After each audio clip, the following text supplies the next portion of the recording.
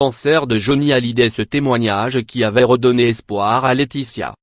De retour dans les bacs avec Personne d'autre, son 28e album solo paru le 6 avril 2018, Françoise Hardy s'est entretenue avec le magazine Téléstar pour évoquer son grand comeback musical, elle qui avait pourtant juré qu'elle ne rechanterait plus. Après avoir eu de graves problèmes de santé pendant de longues années, elle qui souffrait d'un cancer du système lymphatique depuis plus de 13 ans, la chanteuse de 74 ans avait finalement appris en 2016 qu'elle était en rémission.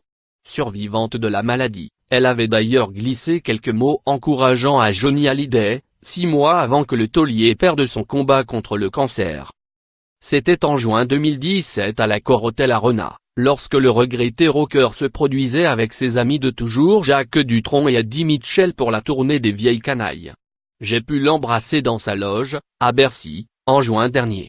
Je ne savais pas quoi lui dire car Jacques me tenait au courant depuis le début de l'extrême gravité de son état.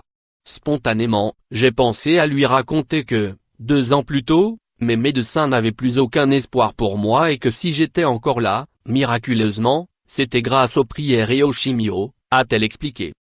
Selon Françoise Hardy, le témoignage de sa propre expérience avait redonné espoir à Laetitia, veuve du chanteur aujourd'hui décrié dans l'affaire qui l'oppose à ses beaux-enfants David Hallyday et Laura Smay concernant la succession de Johnny.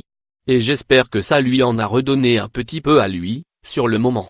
Ce qui m'attriste le plus, c'est le calvaire qu'il a vécu avant que cette horrible maladie n'ait raison de lui, a tristement conclu la mère de Thomas Dutronc. Retrouvez l'intégralité de l'interview de Françoise Hardy dans le magazine Téléstar en kiosque lundi 10 avril 2018.